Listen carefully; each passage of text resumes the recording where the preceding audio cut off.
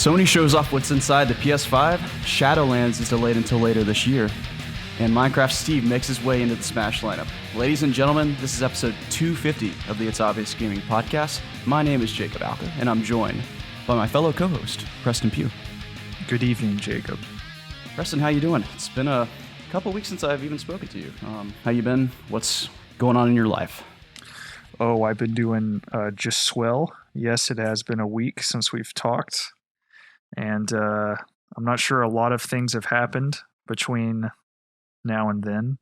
Mm-hmm. But nonetheless, we are both still alive. And we're here to talk about video games and other things. Yes, we are, Preston. Yes, we are. So a few things have happened since I've been gone. Went to a wedding. Garrett was there. A lot of my friends were there. We were there to celebrate a friend's younger brother's wedding. So, great to see him, getting hitched, congratulations to him. Wish him the best. I think they went off to Colorado for their honeymoon. So hope they're having a good time. They might actually be back by now, but, yeah, that was really fun. Got to go buy a suit. For the first time, I actually bought a suit, got it tailored. It was really fun. Like, it makes me want to go buy a lot of suits now, which is a good and a bad thing. Cause it's good because, it's nice to have a nice little small collection of, suit coats and whatnot. But also, it's going to make a huge dent in my wallet if I go down this path. So I'm kind of nervous. But where would you be wearing these suits to? That's a good question, Preston. I just want to have them. Just your everyday attire? Yeah, why not, right? Dude, I actually went through a phase several years ago where I wanted to be like that one guy that was always dressing nice and spiffy everywhere he went. And I did start buying like a bunch of ties and dress shirts and things like that. And I believe it lasted for probably a good month or two before I gave it up. But so one day you just looked in the mirror and you're like, what am I doing? Yeah, I'm the exact opposite now. I'm essentially just wearing sweatpants and hoodies and t-shirts. I've been doing that my whole life, dude. Yeah, it's just way easier. Yeah. So I definitely feel that. Besides that, something big happened yesterday. Dan Quinn got fired, dude. Can we get a round of applause for Dan Quinn getting fired? Yeah, it's about time. Man, another disappointing start for the Falcons this season. So here's the thing. I've always liked Dan Quinn as a person. I always thought he was he's a good coach, or to a certain extent, he's a good coach. He's a good guy. But hey, he almost won a Super Bowl. He almost won a Super Bowl. He royally choked through bad play calling. Whether or not that's his fault is, I don't know. Might have been the offensive coordinator's fault. Regardless, they blew it. And then, every year since then, they've kind of underperformed, except for the year right after that. They went back to the playoffs. But, it's been disappointing. We've had a lot of talent on the team, and he just hasn't found a way to win. So it was time for him to go. That was exciting. We'll see how the rest of the year turns out. Obviously not expecting too much, being 0-5 now, but we'll see what happens. We can only hope now that the Falcons commit to losing just so we can get a good draft pick. Oh, can you imagine Trevor Lawrence on the Falcons? That would be cool. Ooh, but it would be cool. We need a defense. True. Very true. So, they need a lot of things, if we're being honest. But mostly a defense, you're right. But anyways, besides that, been watching some Fullmetal Alchemist, Preston. Have you ever watched Fullmetal Alchemist? I've probably watched an episode or two back in the day because I believe it was on Toonami at some point. It might have been. Yeah, it's an older show. Yeah, I probably saw one or two back then, but I've always heard it's really good. But yeah, it's very good. I've never, I haven't checked it out yet. Yeah, I'm not entirely sure how long it is. I looked one time, but I've forgotten because I have a very poor memory. But I think I'm on episode 39, so I've watched quite a few of them. It's been about a month of me watching it. It's like I said, it's pretty good. So I recommend it if you ever have time to watch a a new show. I recommend that one. I have several that I actually have to finish at this point. Which you're never like you don't watch any TV, do you? Like you just don't watch things. I don't even know what I'm doing in my life right now. I swear, at this point, I just come home, I work out, and I eat, and I stare. Like what I do.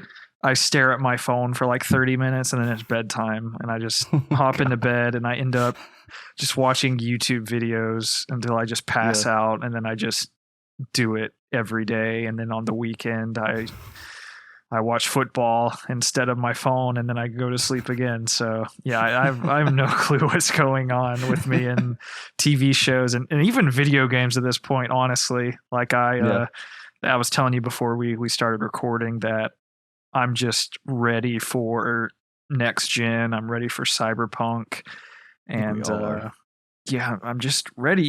Even though I sit down and I do play. I have 3 games right now that I'm trying to, put time into and finish, and I have a ton of fun playing them. It's just beginning to play them. Like I just don't have the urge to want to play them right now. Yeah, no, I totally know what you mean. I'm kind of in the same boat, but I'm kind of still playing games too. I'm not really in the mood to play a lot of games. Like I'll play a little bit, and then I'll always just go watch something, or I'll go read a book that I'm reading right now, or I'll go to sleep early. Like I've been going to sleep earlier now. I'm actually going to bed before midnight. I'm getting up like crack of dawn just because I want to. And this is not something I've never done before, so it's very, very weird for me. Dude, I crawled into bed before 9 one day last week. What? Just cause it was just like I'd had dinner, I had my shower, I brushed my teeth, I was ready to go, and I just saw it was like 8:45. I just crawled in bed anyways and just kind of did some stuff on my phone for a little bit and went to sleep. Mm-hmm. So I'm also trying not to be on my phone right before bed. That's a bad habit of mine because the blue lights really mess with your sleeping. Dude, it does. Read that. I know I have like a blue light filter on my phone to where it's supposed to turn on or something at 7 or 8 every night. But I have no problem going to sleep. It's pretty much the second I plug my phone up and set my alarms and stuff. I actually forgot to set my alarm on my phone last night because I just fell asleep with it in my hands. Mm-hmm. That's something I've done too. So thankfully my Alexa has an alarm on it, and I have my lights in my room scheduled to automatically turn on at 7 o'clock. So that helps me out if I ever do forget to set that. But, very nice. Yeah. But going back to the blue lights, I think they don't necessarily I don't know if you feel the effect that they have on you, but I think it messes with your brain in terms of the sleep cycle. And I don't know if it would be maybe you could so I'm reading 2 books right now. One of them I've not opened in a week and a half, and it's called Why We Sleep. And it goes into all the science of breaking down all the stages of sleep, and it's very informative, and it teaches you why sleep is so important and why you should go to sleep at certain times and, follow a schedule and all this stuff. But I haven't gotten to the point where it's talking about blue lights yet. So I'm sure when I get to that point, I'll be able to actually, speak to more, to actually know what I'm talking about in terms of blue lights. But as of right now, I just know that blue lights are not good. So we'll see what happens. All right. I look forward to hearing more about that the more you read. But besides that, I've just been playing some games. I guess we can go ahead and jump into that if you want to. Yeah, let's do it. You briefly mentioned that you played a few things, or maybe you didn't play anything this week, but you said you were playing something. Yeah. I've been playing about 3 things right now. Of course, I'm still getting through Persona 5. I'm still kind of in the off period after beating the 5th palace. So I'm kind of just slowly trekking your way through. Yeah, I'm just going through the motions there. Actually, no, I think I'm kind of beyond that. I think I've already I haven't initiated the 6th palace, but they're about to kind of decide to do. Isn't the sixth one the brand new one, correct? No, the sixth one is the one that you start the very beginning of the game off in the casino. Oh, yeah. So I still have no clue when the new palace is taking place. So I'm assuming after this one, perhaps. But I thought you said you mentioned that you saw the new palace. Yes, or something. I did go to the new palace for a second with because I think her name's Kasumi. I always forget her name. You had last time. It's Yoshi something. Kasumi Yoshi something. But yeah, I went to that palace with her, but that's the only time I've been there so far. So I'm assuming I'm gonna go back at some point. I think you might have to have certain confidants up, but the one that I'm pretty sure that you have to have maxed, I have like at level 9 and I can't progress it any further, I'm assuming, until I reach another certain point. So I think I'm good in terms of, doing everything I need to do before I can even get to that palace.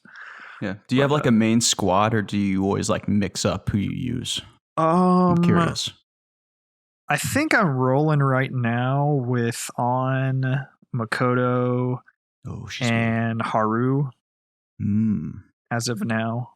Oh yeah. That was just me finishing. That was the my squad for taking down the 5th palace boss. So I've kind of just been rolling with them right now.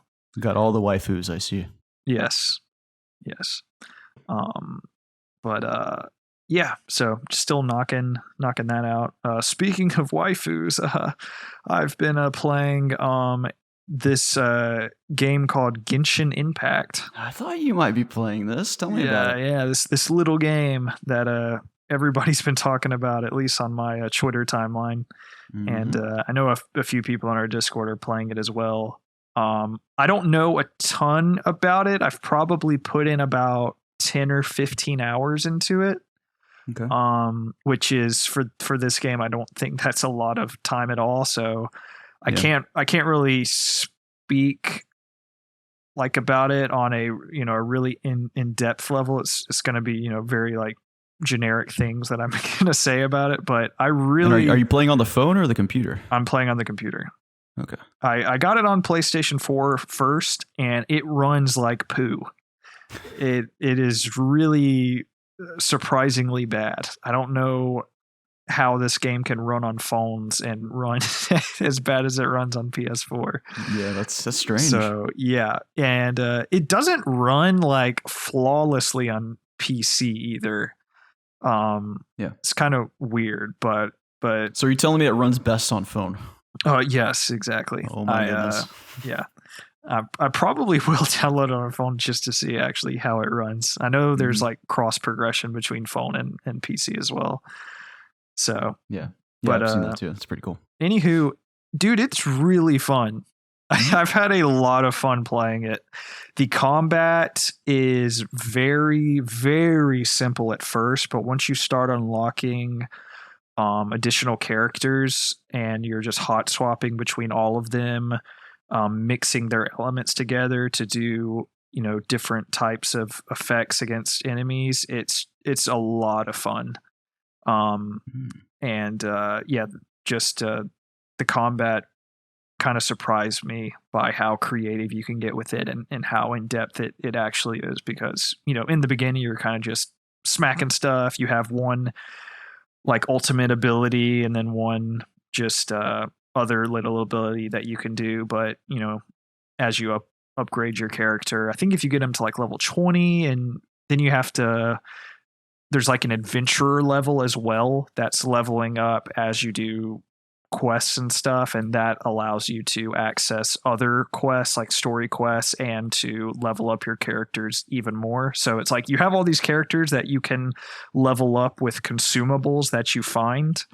And then on top of that, there's your adventure level, which is the XP that you're actually getting from completing quests and doing side quests and stuff like that. Why are there the two separate systems? Do they what's the point? The adventurer level allows you to access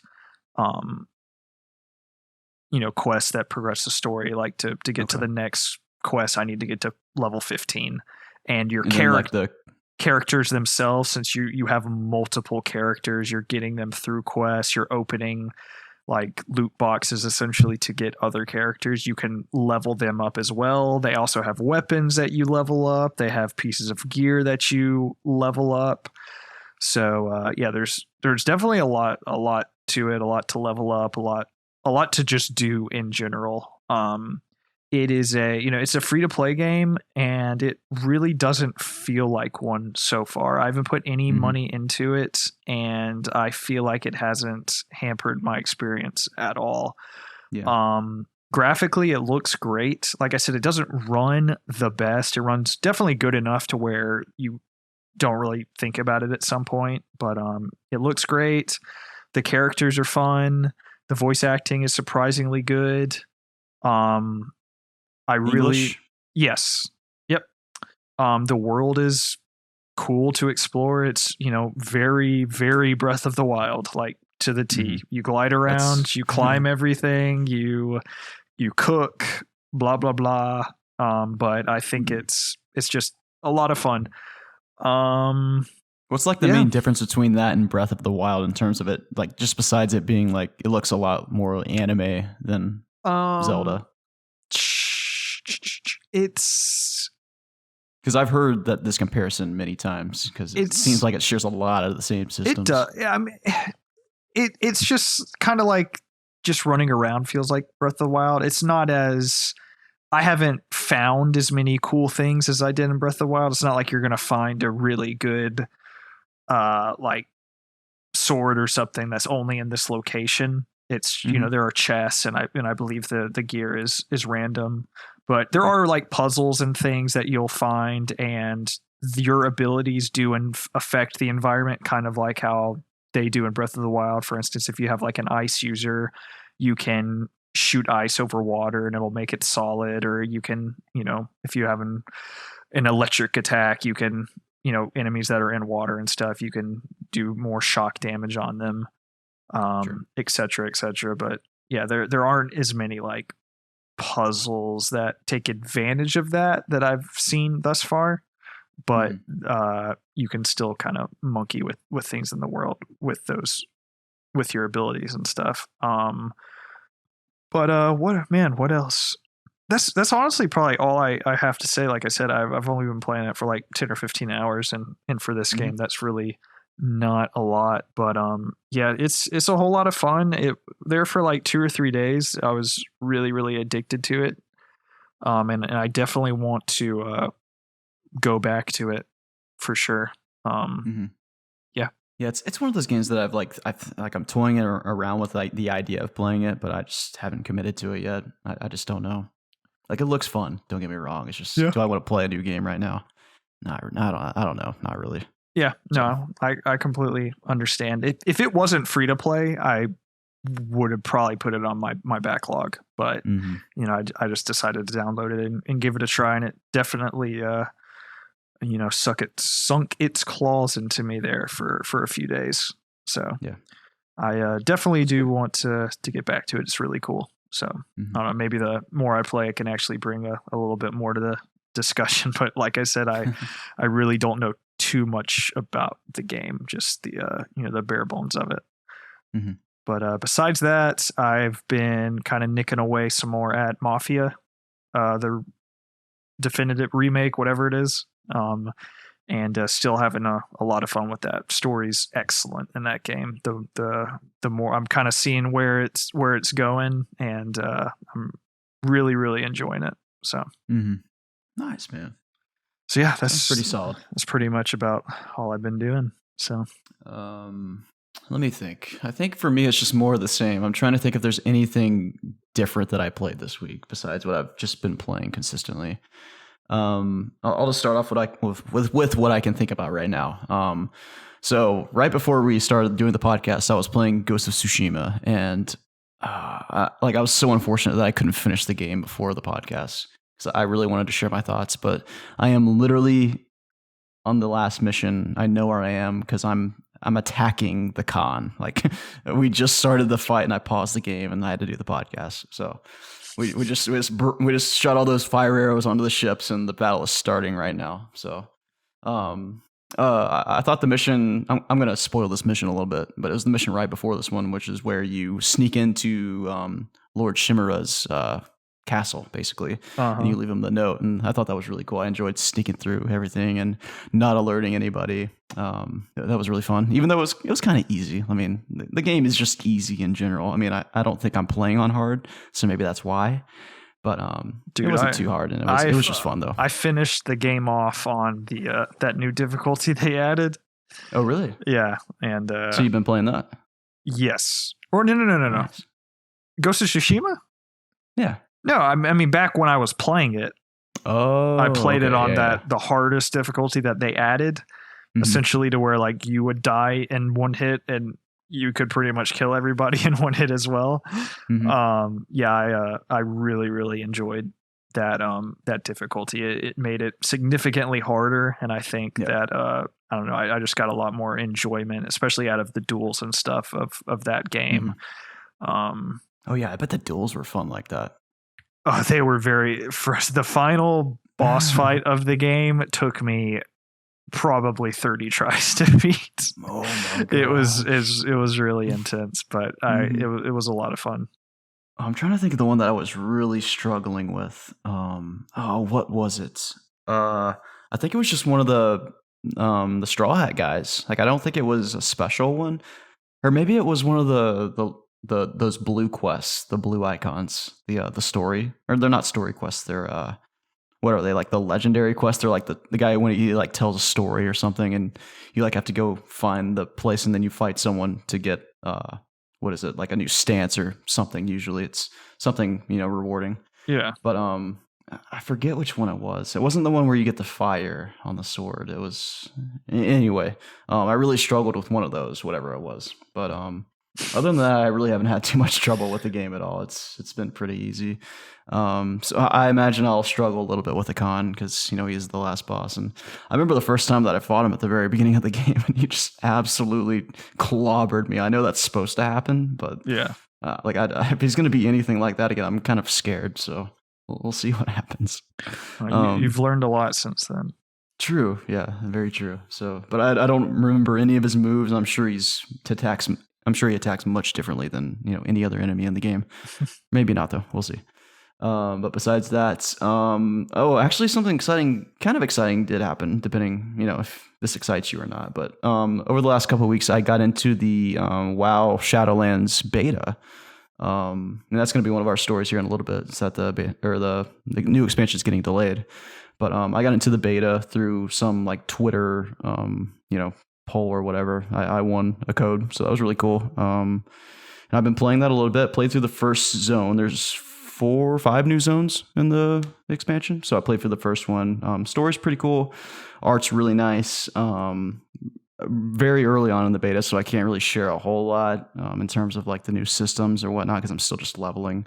But overall, we're in the afterlife of WoW, so it's cool seeing like old faces of people that have passed on to this realm in this zone that I'm questing through, and it's cool seeing some old faces and just seeing the stories that they're trying to tell. And like I just said, the art's really, really nice, especially on this 16, 17-year-old game. It's just really cool what they're still able to do with this engine sometimes.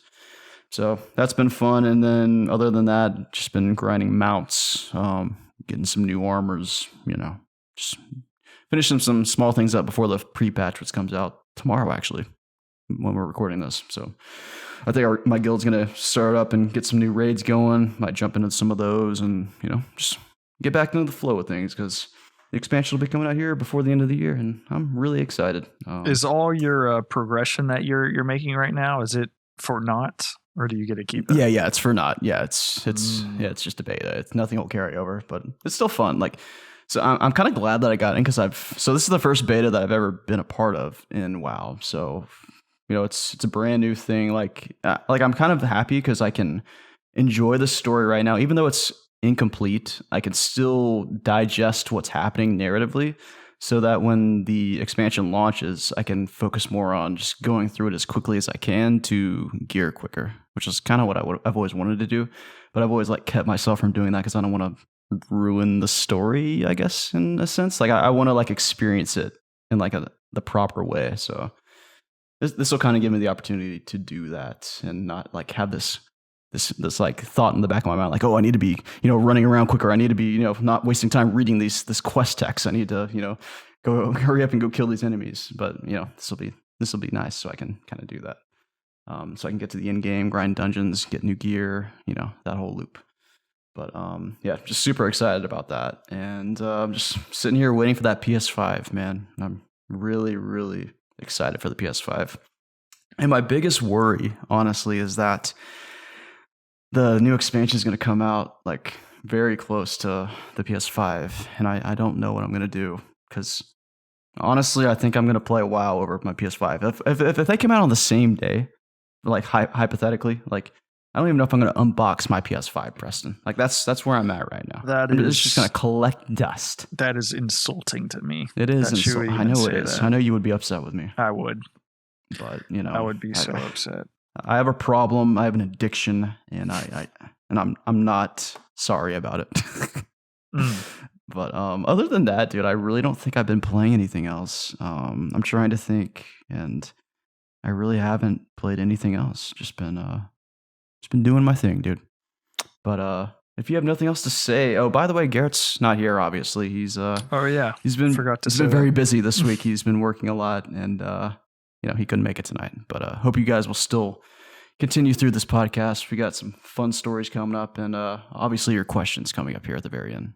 But Preston, would you like to jump into the news? I would love to, Jacob. Hey man, what's the news? Thank you very much, Preston. So, Preston, did you watch the PS5 video where they break down the literal machine and show us everything inside? I did. That's a big boy. It's huge. I didn't realize. Like, I saw the images next to the Xbox One or Series X, and like I really didn't just connect in my mind how big this thing was until he sat down and like took the panels off and just opened this thing up and took all the stuff out of it. Like it really is massive. And I don't know, it just shocked me. I mean, even the fan and the heatsink are substantially bigger than the PS4's. Yeah. So I'm really hoping that that this thing doesn't sound like a freaking jet. And from the previews that were put out from some Japanese YouTubers that had some hands-on experience, they said that it was very quiet. So let's hope that it actually stays that way when you're playing anything, besides the Astrobot whatever game that they were previewing. Astrobot Adventures. Yeah. So the thing that stood out to me the most that kind of excited me were the side panels that just easily popped off, because they're selling additional side panels. Oh yeah, they have to. Yeah, they have to. Whether that be third party or whatever, there's going to be things that you can do with those. 100%. And speaking of that, I want to read a question from Ross Coker here on Facebook. And he says, rumored PS5 removable console faceplates being able to be changed by the owner. Do you see this as a future? Do you see this as the future instead of a special edition consoles? Looks like a cool way to customize your console and an easy buck for PlayStation. Cheers, boys. So you do think this will be something they do? I don't see why not. Yeah. I'm sure there will be special edition consoles as well, just because that's just a thing that we seem to always do. And of course, like those will come with controllers too and whatnot. Yeah, but no doubt, once a third party manufacturer gets the mold of these things or just makes their makes their own, I'm sure Amazon's going to be flooded with like tons of different colors and designs and crap within the next year or so. And I would be surprised if Sony didn't come out with some of their own. This is definitely something new for Sony. Xbox kind of had something like this back in the 360 days with that faceplate that you could take off and on. But I'll be interested, like I said, with this being the first thing that Sony's done that's even like this. I'll be interested to see how they take advantage of it, or if they even take advantage of it at all. Yeah. But I feel like that would be definitely like a lost opportunity if they didn't end up making some cool game designs, like from their first party titles and stuff. So yeah, for sure. I think I'm with you. One last question about it. Do you think that they would, like, how much would you be comfortable paying for like these faceplates if, say, Sony was to sell one to you? Whatever it had on it, like, what would you be comfortable paying for it? Like, I mean, what's your range? I would probably guess them being like $30. $30 is my guess. I mean, they're big. They're big pieces of plastic, I guess. And there's 2 of them, right? Yeah. So that seems like 30 to 40 for me. Mm-hmm. What if it was 60? Would you buy one for 60? No. I'm already. What if it was like the coolest thing ever? Maybe. I'm already gonna design my own. Oh yeah? Yeah, I'm just gonna draw on it. I'm painting mine. I'm painting mine black. There you go, dude. Just so it matches my entertainment center better. You gotta right their wrongs. Yeah, I don't care if my controller's white, but I definitely want it to be black to match everything else in my entertainment center. So there you go. So yeah, I feel confident in painting it too. I've painted quite a few speakers back in my day, so I am quite familiar with painting plastic things that are fragile if I get certain things wet or covered in paint. So I feel pretty confident in my ability to do so, which I don't see why anybody wouldn't feel confident when you can take the freaking things off. So that'll be super easy to do. So yeah, I'm definitely going to do that. So one could even say that they're encouraging that you take them off by showing this video. Perhaps. And one thing that makes me feel better about it as well, if for some reason I just royally F it up, I'm sure I'll be able to buy like a white one again in the future to replace it. So for the low price of $60. Yeah, exactly. I'm telling you, they're going to be something stupid expensive. Just watch. Yeah. What was I going to say? I don't know. Anyway.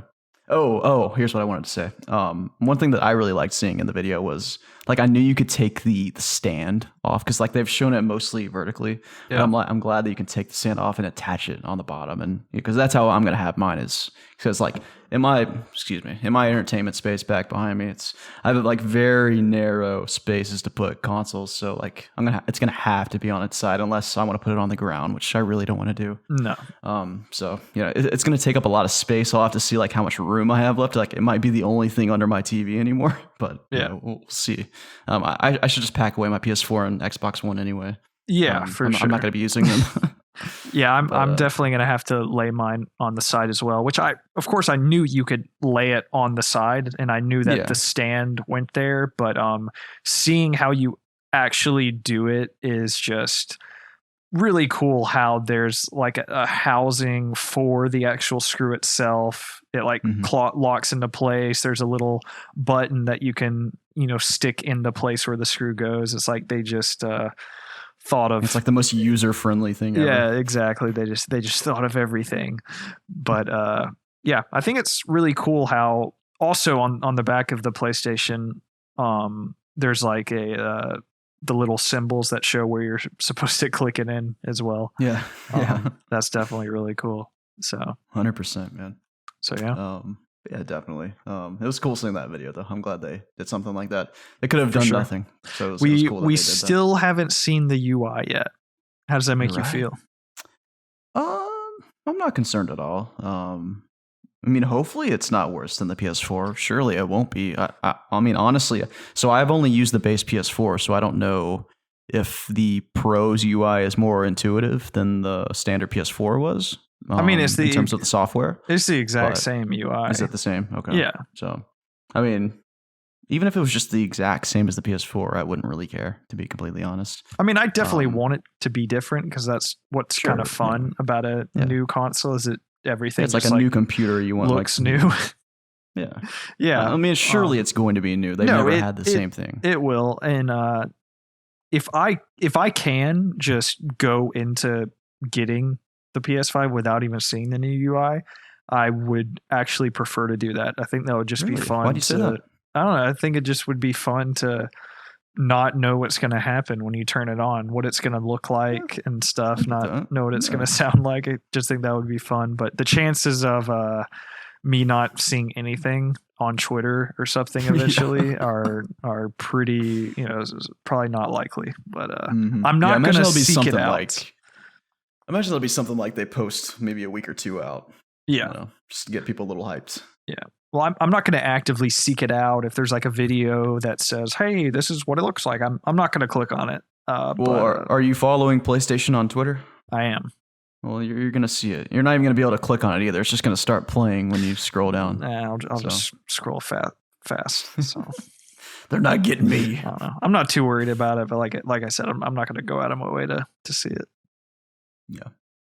Okay, next story here. This will be a quick one because I know you aren't the biggest WoW nerd, or not even at all, really. But I just wanted to read, Shadowlands is delayed. It's the new expansion coming out for WoW. I put together the notes this week. I wanted to cover the story, so we're talking about it, okay? I just want to read sort of a few things that the developer said here. For those that are interested, maybe it's just me. I know there's at least a few people in our community. They message me. They tell me they're into WoW. So I want them to have their news, Preston. So here we go. So this is from Blizzard directly on their blog post. And they said, "We wanted to let you know that we're delaying the release of Shadowlands to later this year. And while we're still in the process of determining the right new day to launch, we felt it was important to let you know about this change in plans as soon as we could. This was an incredibly difficult decision for the team, as we are eager to get the expansion into your hands as you are able to play it, but ultimately, we feel that it is the right decision for the game and for the players. However, as everything started coming together, we have been listening and building upon your feedback. It has become clear that it's going to take a little more time for additional polish and to balance and iterate on some interlocking pieces. And in the meantime, we are excited to announce that beginning October 13th, which is tomorrow when we're recording this and probably already passed by the time this goes live, we will be releasing the Shadowlands Pre-Patch, which lays out the groundwork for the expansion, which includes our revamped character leveling, new player experience on Exile's Reach, and a host of new character customization options. And once we get closer to the Shadowlands release, you'll be called upon to defend Azeroth against a resurgence of the Scourge during our pre-launch event. Preston, how excited are you for Shadowlands Go? I can't even take it, Jacob. You can't even contain your excitement. That's all I need. Take it. Next story. Minecraft Steve is in Super Smash Bros. Preston, did you watch the announcement or the trailer? I watched it after it was originally shown. So yeah, that's what I mean. Just like anything about it. Yeah. I watched the announcement trailer or whatever it was. And I know we're like none of the three of us are Smash players, really. But hey, speak for yourself. Okay. I haven't played in several months, but I am a fan of Smash for sure. Well, yeah, I think everyone's a fan. Excuse me. But what are your thoughts on Minecraft Steve being in the game? Are you surprised? No, I'm definitely not. I'm not surprised at all. It seems like it was inevitable at some point. Definitely interesting reading just how it kind of happened, and that they've tried to make Steve a thing for a while now. Like this has just been a very long process. And how they had to, make sure every single stage could work with him and stuff. It just seems like a massive ordeal to get him in this game. And I was reading that because especially on there's a Minecraft stage where you can literally I think there's nodes on the ground where you can actually dig up and get materials. But I don't know how it works on the other stages. Are you familiar with that? Because I know you can dig things up on every single course. No, I am not. Yeah, but apparently he can make different quality swords and axes and stuff like that, and they'll do more damage depending what you make, which is cool. I mean, it's still just it's always just so impressive to me how Smash Brothers just can take all these gameplay, crap. What am I trying to say? Just the gameplay systems from all the games that they're pulling for, and just how they incorporate it into like the Smash Brothers formula, you know? Like it's just always so impressive to me how just every character just feels like they're supposed to feel from these other games, and it works within Smash Brothers. It's just super impressive. And of course, there's always balancing issues. Like sometimes characters are way better than others, and hopefully they ring those in to some extent as best they can. But it is really cool, like you're saying. Like then they've what have they added 5? This is the 5th DLC hero, or not hero? Character. Yeah, I think it is because they had 4 in the initial, character. Yeah, I've forgotten at this point. I know there's Joker, Banjo. Then there's a Dragon Quest 11. Yeah, Hero, just Hero. Then there's one more. There's the chick from Arms. No, that wasn't one. Yeah, it was. Are you sure? I thought that was like an item. No, it was an actual character. Are you sure it wasn't the dude from? I swear. What was that?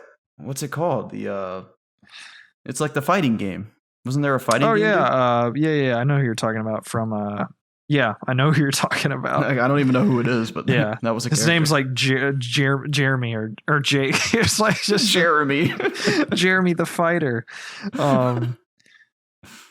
I gotta look this up real quick.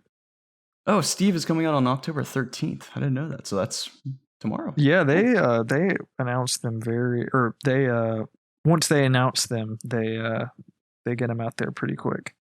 Mm-hmm. So I got a couple notes here about Steve, about some of his abilities. Steve's taunt includes eating a steak, and his standard jump is too short to get up most platforms. However, he can build blocks to get to these. And his midair jump is high enough to reach them as well. He can even block characters from recovering after getting knocked off the side. What else we got here? Oh, here we go. Just like in Minecraft, you can even upgrade your weapons to increase them from wood to iron and even diamond. They can break too, leaving you without some of your attacks. That's kind of cool. You can craft some resources gathered from the ground and walls, and these differ depending what surface, unless you're playing on a battlefield or Omega stage. That's cool. That guy we were talking about, his name is Terry. Terry, that's right. Yeah, Terry, and then there was Byleth from Fire Emblem, remember? Yep. And then Byleth, yeah. Yeah, and then in the second Fighters Pass, there was Min Min from Arms, and then Steve and Alex. I didn't even hear about those. Yeah. Wait, are all those Arms characters? No, Steve and Alex are from Minecraft. Oh. Alex is just like the girl avatar. Gotcha. So we still have 4 more characters coming out. Wait, they've already confirmed 4 more. Yes. How many characters are there now?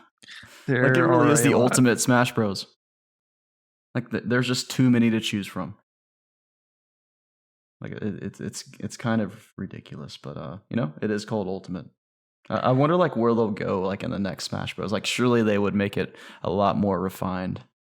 Just like a much smaller cast. That's what I would do anyway.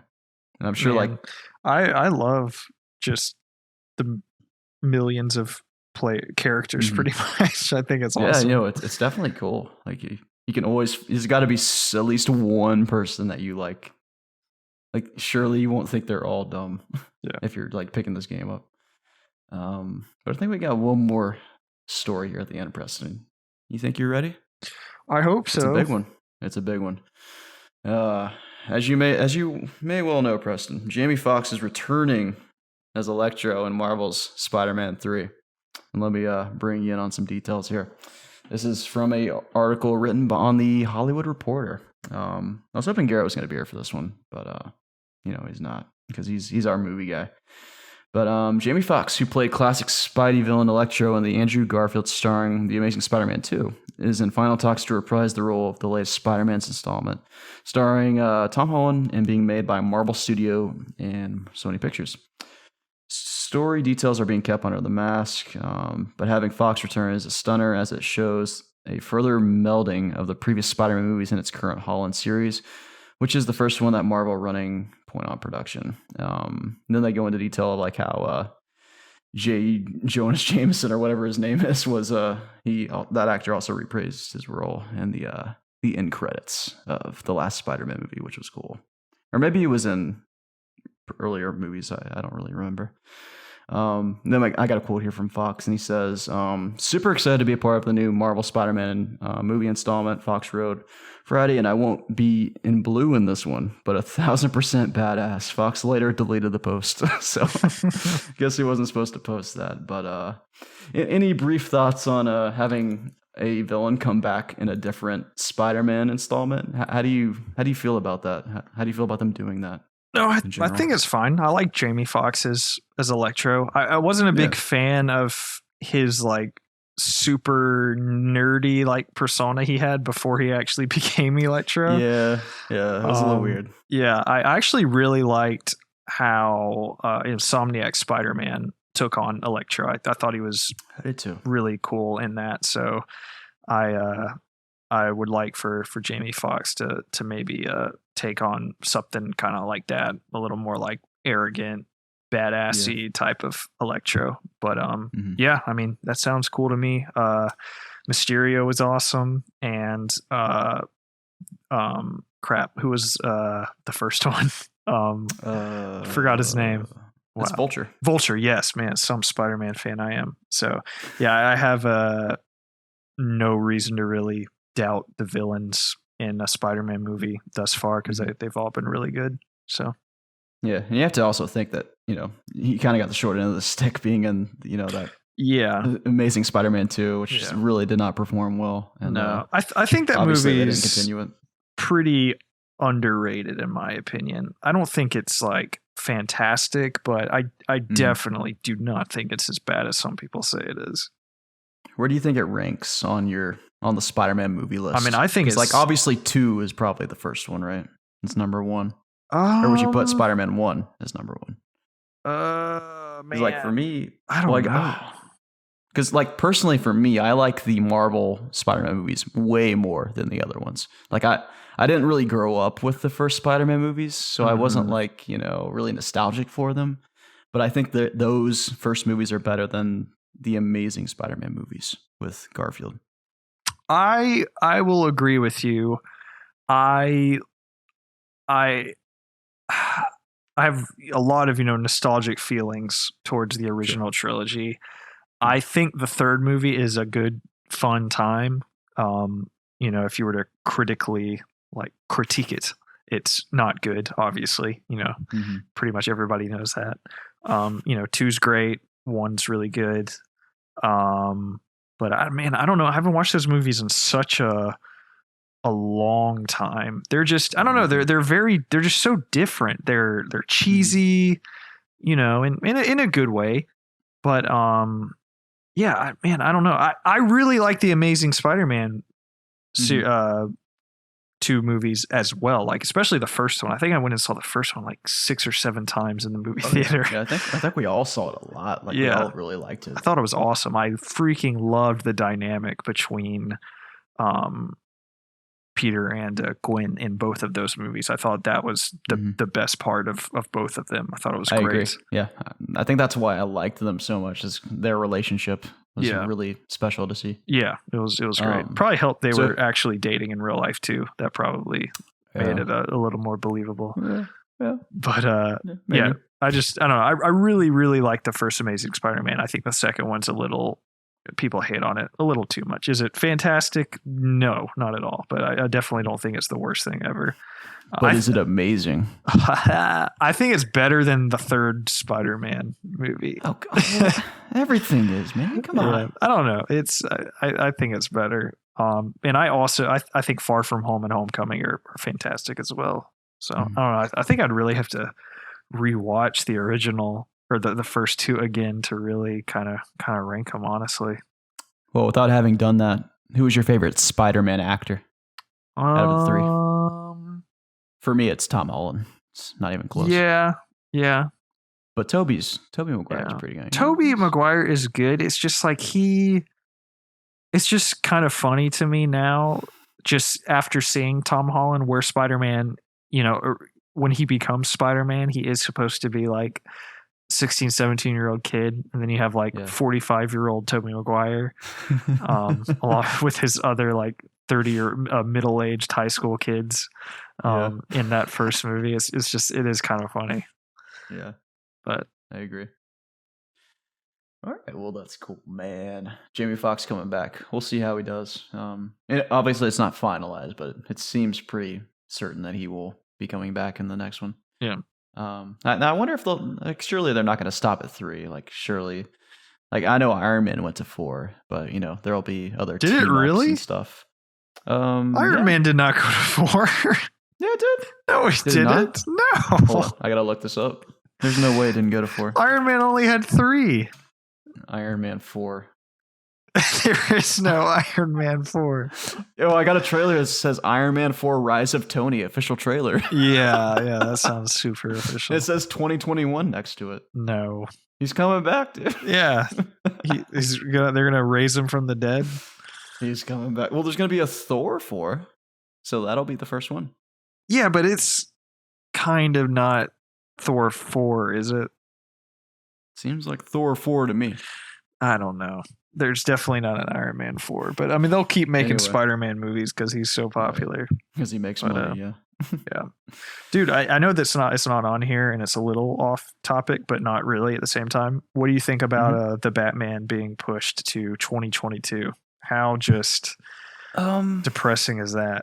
It's very depressing. I mean, obviously, like, we know why it's happening. They've had, you know, problems with getting together to actually shoot the movie with all this COVID whatnot, and it's not to be unexpected, but it is very disappointing. They blue balled us so hard, dude. Oh, I know. Showing us that incredible trailer, and then they're like, "All right, now wait 2 years." Just wait 2 more years now. Yeah, even with everything that's going on, like, why is it still going to take that long? That seems so freaking long. Like, what else do they have to do? I don't know, man. Like, does it take that long to film it? I don't know. That just seems a little too long, in my opinion. For even with everything going on, it still doesn't make a lot of sense to me. Mm-hmm. But yeah, I'm not entirely sure. I know that what's his face was recently spotted on set. Yeah, I know who you're talking about. Yes, Colin Farrell. Yes, yep. I just read that. And I saw a picture of him in costume. He looked pretty good. He looks like a pretty good penguin to me. You have to ask me, but yeah, it is obviously really disappointing because, I just want to see this movie so badly. Like I've always wanted this really dark, you know, gritty Batman, and you know, I just want to see it so badly. So this is super disappointing. Looks so cool.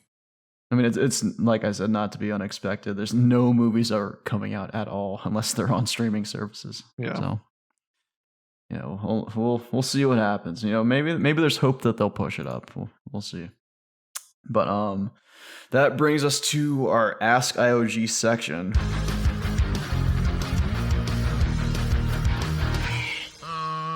Which is the section where you guys, you know, write in and ask us questions. And I don't know how Garrett usually does this segment in terms of the intro.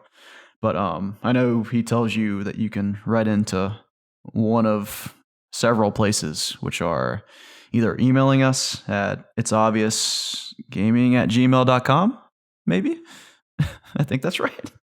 You could DM us on Twitter. You can message us on Instagram, write to us on Facebook. You can send us messages on any of these platforms. You could send one on the Ask IOG tab on Discord.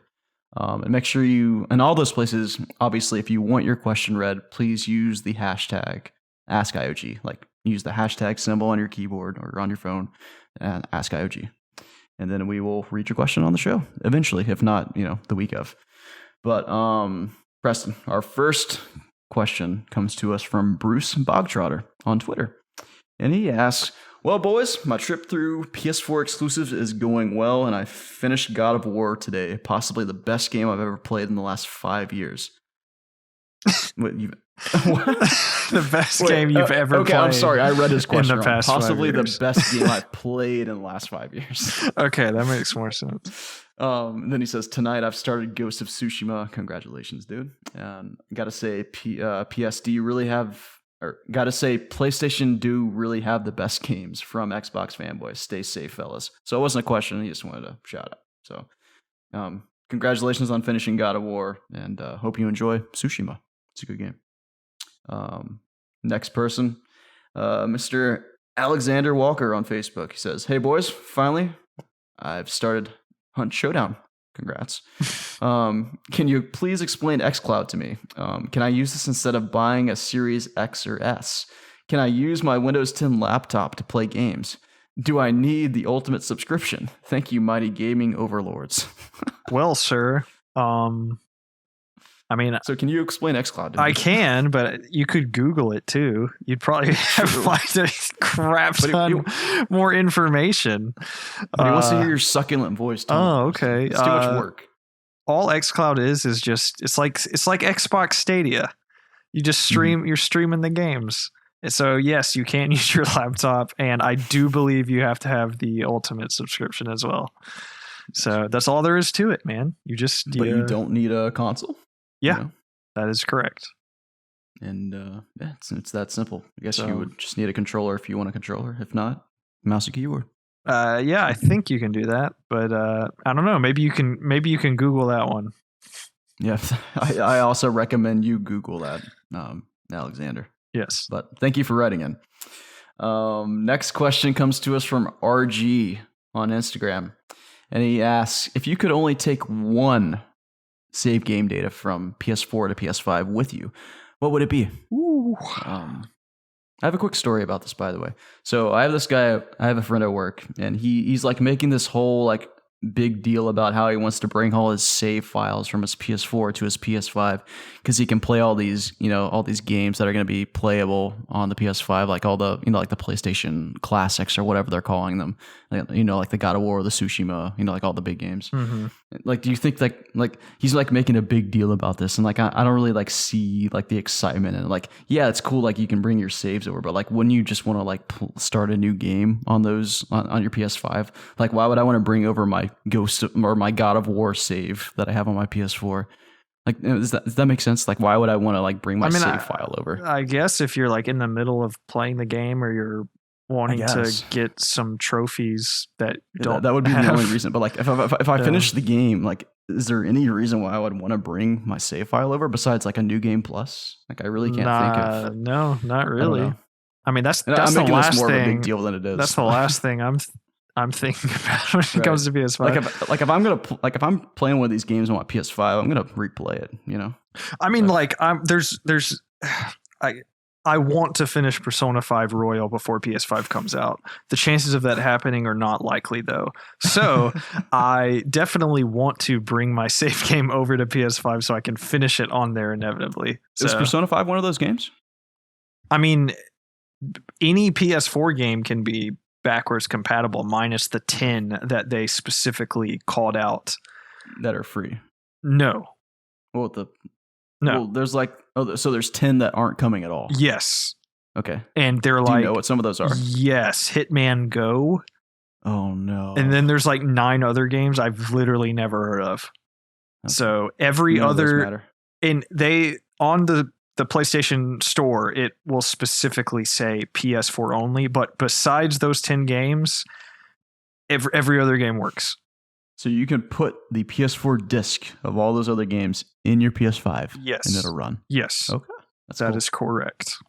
So I guess what I was talking about was like the free games that are coming. Yes, the PlayStation Plus collection or whatever are games that you can that come with your PlayStation Plus. Whereas all the PS4 games you have on disc, assuming they aren't these 10 obscure games that I can't even remember the names of, you will be able to just put in your PS5 and be able to play them.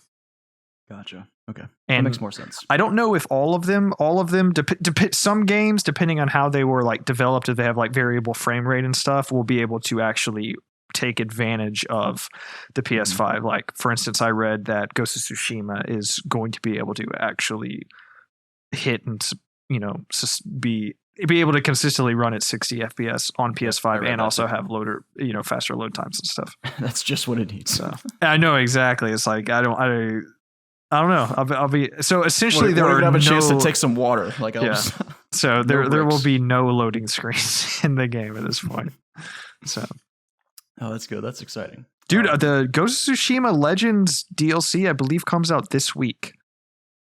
It does. Yeah, it's new game plus, new cosmetic things, the multiplayer mode. I'm excited for that. I think it looks awesome. Yeah, you gonna play it? Oh yeah. You gonna check it out? Yes, 100%. I would be down to do some co-op in that if you want to check it out. Yeah, I send me a shout. Would 100% be down for that for sure. Oh, maybe I should beat the game first though. Yeah, do that. I'm really close, like I said. I think we got one more question. And it's from our boy Dexter Clark on Instagram. He messaged us this week. And he goes, "Hello, boys. I have been jumping around from game to game while waiting for the big fall releases to drop. Unfortunately, I have not been able to snag a pre-order for either next-gen consoles. So, Preston, if you have an extra lying around, help a fellow EOG out." I unfortunately do not anymore. Oh, you hate to see it. Everybody's snagged them up that needed one. Having that said, I have been playing Ghost Recon Breakpoint. I did not like the game when it first released, but the newer updates have helped turn this game around for the better. Did y'all play this game when it first released? And he also asked, have any of y'all jumped back in? The giant open world and huge explorable bases and complete customization of playstyle and character have really kept me hooked. I have not played the game. I played the beta or alpha, one of the other. I remember you and Garrett jumping into that. Yeah, we jumped into Wildlands, that beta. Okay. I don't believe Garrett ever played Breakpoint.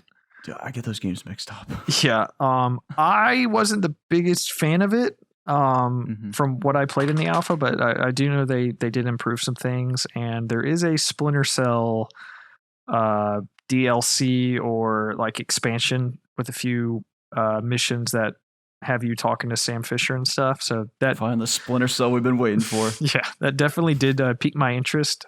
But yeah, I don't like. There's so much out right now that there's really no point in me even going to that game. Especially the next Ubisoft game that I have my eyes on big time is Watchdogs Legion. I'm actually very excited for that game. It's very interesting to me that you're excited for that. Like, not that I think it's going to be a bad game, but it's just like Watchdogs hasn't interested me in like since the first one. Like, I like Watchdogs 2 is very good. I had a ton of fun. I have it for free on Epic Game Store. It's a really good stealth game. Like I had a ton of, I played that game kind of non-lethally. I just had like a stun gun, and I would either stun gun people or walk up behind them with my 8-ball on a string and just beat the hell out of them, which doesn't seem like it's non-lethal. But the story of that game doesn't make sense really if you're shooting people, because you're just like a bunch of like hacker kids almost, and you're like 3D printing assault rifles and just like mowing down people. It just doesn't feel right to play the game like that. Yeah. But this game Legion does that feels right to actually go crazy in that game, and I'm excited to just recruit an entire army of just like stealth dudes and just try and do every mission as sneaky as I can. So that's mainly why I'm so pumped for it. Do you think the story is going to be good in it? Because like, I don't know, like how do you tell a really good story without like, definitive, really defined main characters? Yeah. I don't know. Like maybe they'll do that through like NPCs or characters that you interact with. I mean, I know they did show I've seen cutscenes with multiple different characters that you might have recruited talking in them. So I'm very interested to see how many characters there are and how many voice actors and like how different it can get. I wonder maybe if that's why they had to delay it. Yeah, perhaps. I mean, it's so much. It's super ambitious, and I'm interested to see how they pull it off. I think at the least it's going to be just like a really fun game. Everything I've seen gameplay wise just looks like a good time. So, and I definitely will be probably just getting it on the Uplay subscription thing, which, as you know, I always have to bring it up every week that I'm a big fan of those for reasons like this. That if I can just play Watchdogs Legion for a month for $15, heck yeah, dude. And that's also going to roll over into Valhalla. So I can play both of those games probably for as long as I'm going to play them for just $15. Heck yeah. Sounds like a great deal. I think I might play Valhalla on my PS5. I'm thinking about it. Because I think my PS5 might be more powerful than my PC. With my 1080, I think it might be more powerful. So that might be where I play some third-party games. Sure. Yeah, probably. So we'll see. And I got this 4K TV. Like my monitors are 1440 and 1080. So yeah, I'm not seeing a lot of reasons to stay on PC. You have a point there, sir. It seems like it's time to upgrade. Yeah, good luck if you can even find a GPU. Yeah, I know. Who am I kidding? Yeah. You got to play Cyberpunk on PC. Come on. Oh, man. Yeah, of course. Come on, dude. Come on. Anyways, dude, so that's all our questions this week. Do you have any closing thoughts or anything you want to talk about before we part ways, Preston? I know it's getting a little late here. We both got work in the morning. Anything you want to say? I hope everybody listening to this has a good week. Hopefully Garrett can join us again next week. Sorry for missing last week. Things are just getting, especially with Garrett getting his new job, things are getting a little more hectic than they usually are. Sure. So we apologize for that. And I really hope that Georgia can beat Alabama this Saturday. So I'll just leave it with that. I hope so too. And I'm currently watching the Braves game over here behind me. Is it still 1-1? Tied right now. Okay. Yes. Yeah. But yeah, it'll be exciting if they can actually beat the Dodgers. Dude. The Dodgers always beat them, so we'll see how they do in this year playoffs. But like Preston was saying, sorry we missed last week. You know, life happens. We're all a lot busier now, which is kind of unfortunate. But we're still trying to crank these out as best we can because I know we all still really enjoy doing them. But yeah, be sure to tune in next week. I'm sure Garrett will be back for that one. Hopefully we all will be here for that one. And yeah, just let us know, what you're playing. Send in some questions and, keep the conversation going, whether that's on Discord, Twitter, Instagram, or even on Facebook. So hope everyone has great weeks. Play some fun games and stay in touch. And we will see you next time for episode 251. See you next time, Preston. Bye-bye.